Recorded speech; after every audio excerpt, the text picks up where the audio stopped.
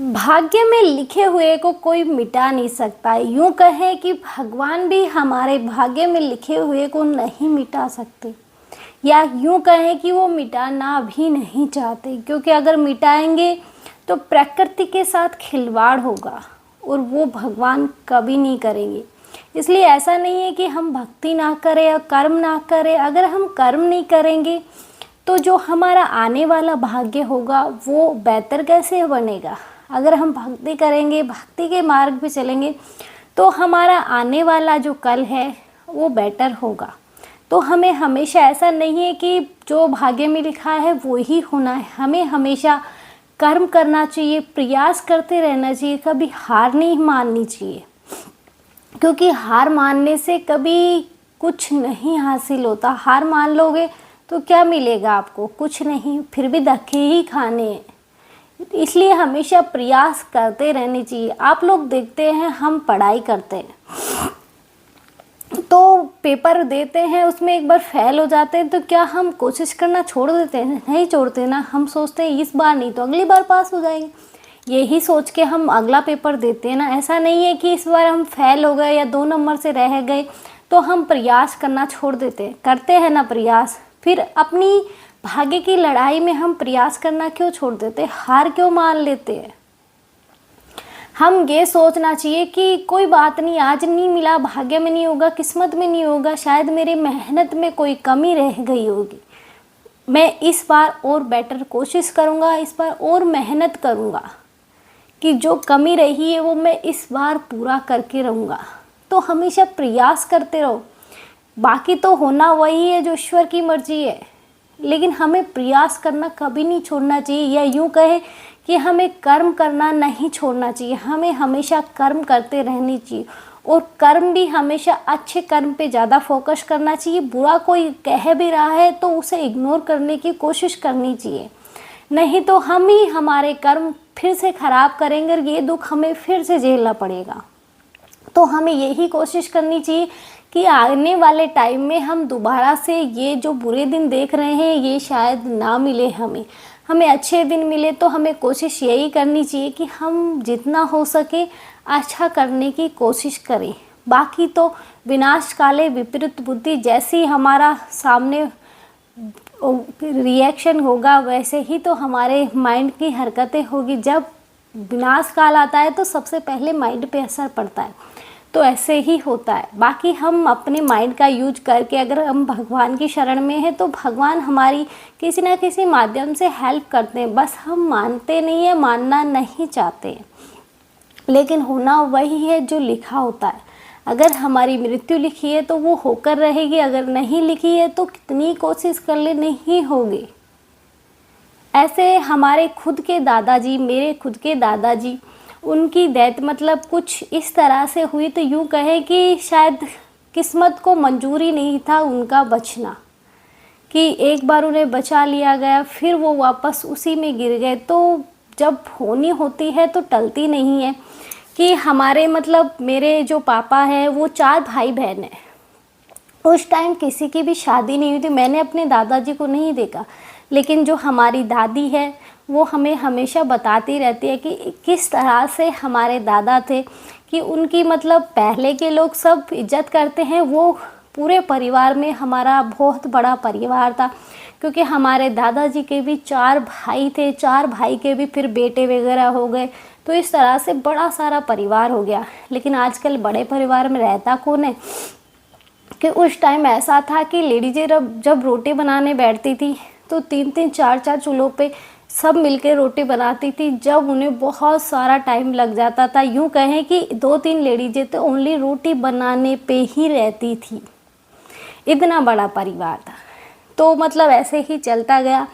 तो हमारे जो पापा थे, जो चाचा वगैरह थे, वो भी इतने बड़े नहीं थे कि शादी वगैरह हुई, बस लायक थे लेकिन अभी हुई नहीं थी, कि शादी की उम्र तो हो चुकी थी। इतने समझदार भी नहीं थे, बस नॉर्मली जो होते हैं 16, 17, 18 साल के इतने ही थे। लेकिन उस टाइम शायद किस्मत को कुछ और मंजूर था कि हमारे दादाजी हमारा कुआं खोद रहे थे, कि उस टाइम पे अब तो कुआं देखने को ही नहीं मिलता, पहले लोग हाथों से कुआं खोदते थे, उसी में से पानी निकालते थे बैलों के द्वारा, फिर पानी खेतों में देते थे। तो इस तरह से वो सुबह से लेकर शाम तक काम किया करते थे। आज की दुनिया में तो काम कुआं तो बहुत से लोगों ने देखा तक नहीं है।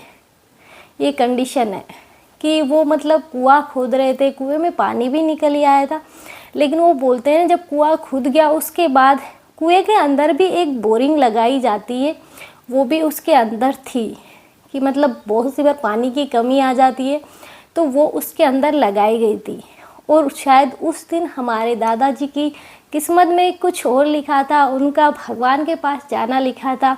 वो बैठे थे, जैसे कि डोली होती है उस पे बैठे थे, रोज़ वो वहीं पे बैठ के काम किया करते थे, अचानक से उसमें गिर गए। ये देखो कि भगवान का करिश्मा देखो कि उन्हें एक बार निकाल लिया गया, पूरा ऊपर तक ले आया उसे, लेकिन जब होनी होती है तो वो होके रहती है कि मतलब ऊपर लाके बिठा दिया। जैसे ही सब ने बिठा दिया, सब आराम से खड़े हो गए, हाँ निकल ही आए। लेकिन जैसे ही छोड़ा सब ने, वो वापस गिर गए। इस बार वो इस तरह से गिरे कि वो सीधा बोरवेल पे जाके गिरे, उनके सर में चोट लगी, वो वहीं के वहीं ख़त्म हो गए।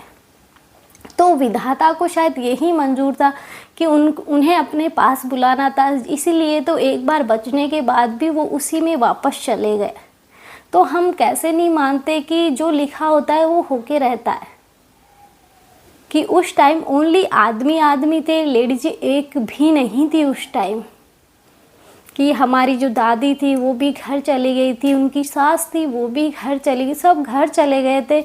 यहाँ तक कि उस टाइम उस दिन हमारे घर में कढ़ाई थी कि जब भैंस वगैरह ब्याती है तो जो खीर वगैरह बनाते हैं, पूरी वगैरह भोग लगता है। आज भी हमारे भोग लगता है, जब नई नई भैंस दूध देने लगती है तो आज भी हमारे भोग लगता है। तो उस दिन वो ही था हमारे मतलब घर में कढ़ाइयाँ बन रही थी, कढ़ाई बन रही थी, कढ़ाई चढ़ी हुई थी। तो हमारे जैसे ही ये सब हुआ तो हमारे चाचा फट से घर पे आए और फट से कढ़ाई उठाए, गरम गरम चौक में फेंक दी। कि इतना सब कुछ हो गया। तो मतलब जो होनी रहती है वो होके रहती है, कि हम इसमें कुछ नहीं करें।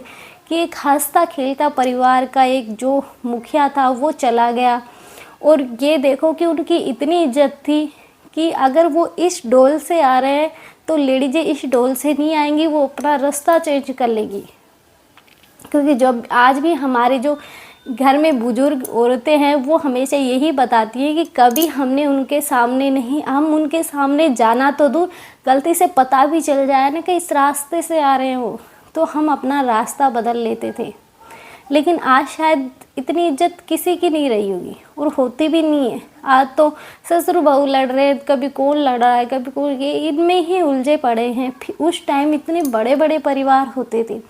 धीरे धीरे युग चेंज हो रहा है कि आज तो हम ये सोचते हैं हम एक और हमारा भी एक, बस इतना ही परिवार चाहिए हमें और परिवार नहीं चाहिए हमें।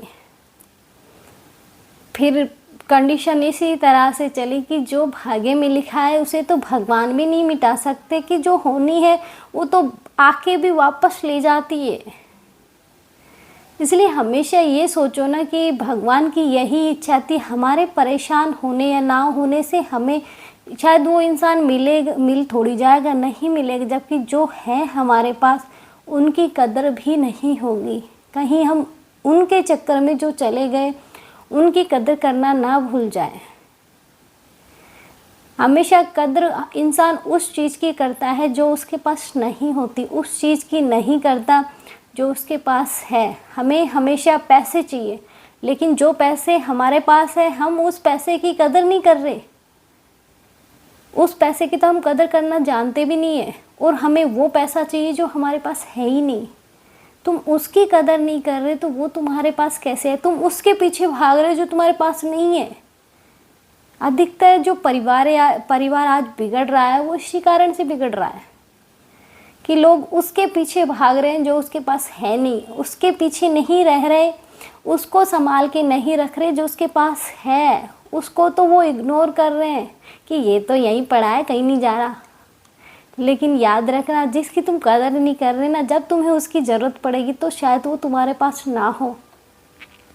इसलिए हमेशा मतलब देखा जाए तो घर में जैसे दो बेटे होते हैं, एक बेटे की तुम इतनी कदर कर रहे हो कि उसके बिना तुम रह नहीं रहे हो, उसके चक्कर में तुम लड़ाइयाँ कर रहे हो, और एक बेटा जो तुम्हारी हर बात सुन रहा है, तुम्हें हर मुसीबत में तुम्हारे साथ खड़ा है, तुम उसकी कदर नहीं कर रहे। लेकिन याद रखना, जब तुम पे मुसीबत आएगी ना, वो तुम्हारी हर लड़ाई में, जब तुम गलत हो चाहे सही हो, तुम्हारे साथ खड़ा है, लेकिन जब तुम उसकी कदर नहीं कर रहे तो उसका भी मन दुखता है कि मैं इतना कर रहा हूँ लेकिन फिर भी ये मुझे इस तरह से इग्नोर करते हैं जैसे मैं इनके परिवार का हिस्सा ही नहीं हूँ।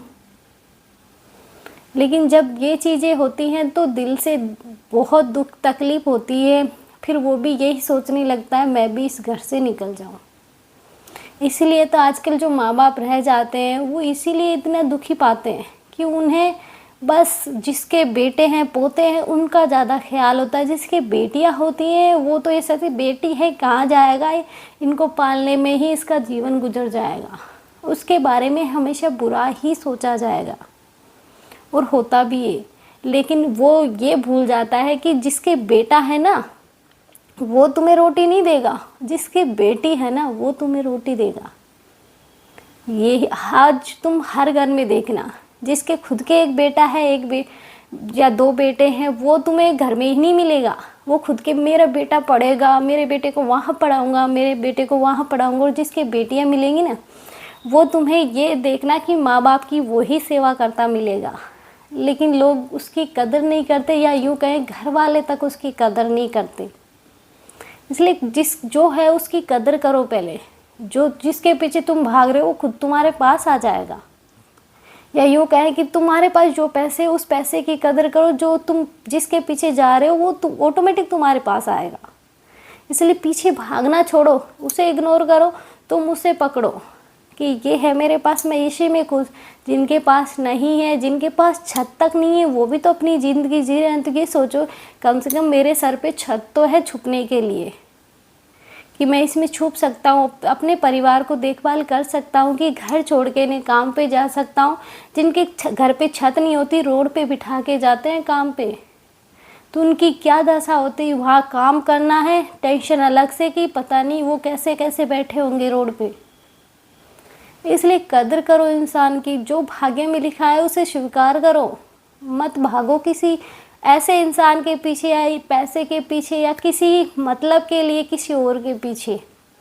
कदर कोई नहीं करेगा, तुम किसी की कदर करोगे तो तुम्हारी कदर होगी।